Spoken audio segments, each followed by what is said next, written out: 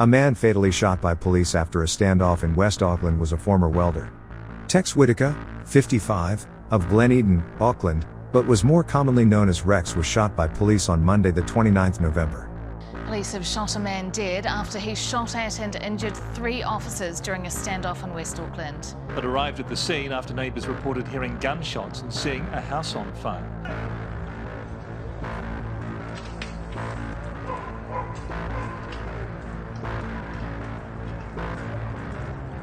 He opened fire on officers, injuring 3, before police returned fire, and he died near the driveway to his Danube Lane property in Glen on Monday morning.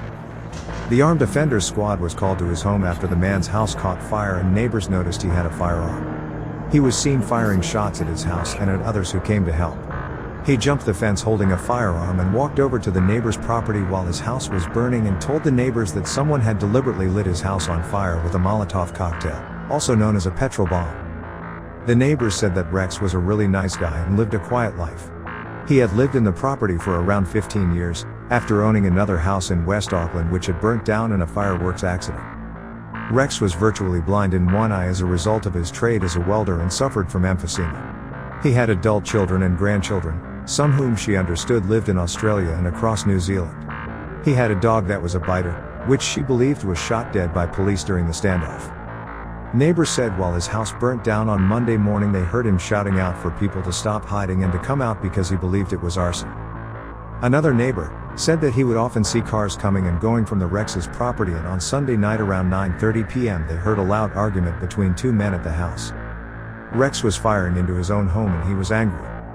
3 officers were injured in this shooting, 2 of them have since been released from hospital. The 3rd officer remains in Auckland City Hospital in a stable condition. Police were called to an address in Glen at 8:17 a.m. after reports of a house fire and a man on the property discharging a firearm.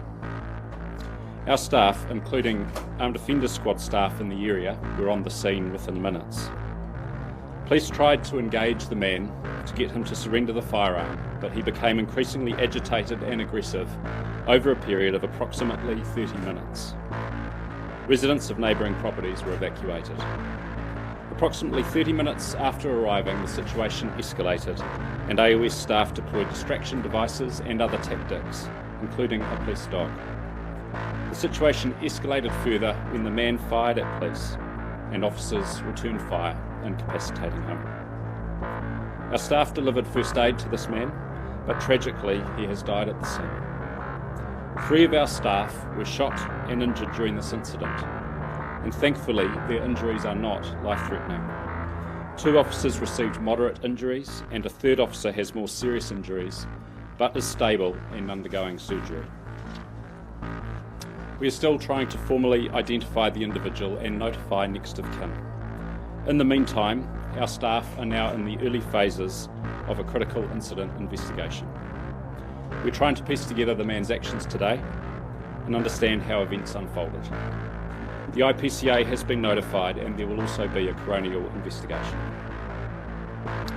Our people come to work every day to keep our communities safe, and this is the last thing that we would want for them. The loss of any life is a tragedy for everyone, including our staff. We offer our deepest condolences to the family of the man who was shot today. Events like today affect our people deeply.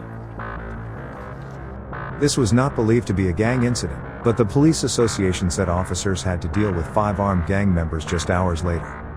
There is growing concern about what appears to be a rise in gang-linked violence, particularly shootings in Auckland. There have been a number of shootings of homes, shops and people in recent months in Auckland. On 26 November, 2 people were hospitalized and 2 arrested after they entered a home also in Glen and attacked those inside. On November 24th, after emergency services were called to Virgo Place in Glen for an altercation alleged to have involved gunshots and a machete. 5 men, from the Comancheros MC between the ages of 18 and 24, appeared via audio-video feeds before Waitakere District Court Judge Kevin Glubb. They have each been charged with wounding with intent to cause grievous bodily harm. It is assumed that recent violence is a result of tug-of-wars between gangs for the drug territory. Returning New Zealanders, deported from Australia under the controversial 501 legislation, have entered gangs and upset the previously established territory stalemate.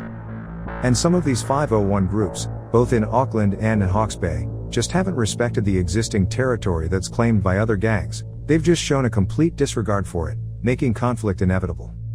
Groups like the Comancheros, the Mongols and the rebels have established themselves in New Zealand, or at least been bolstered, via rivals from Australia.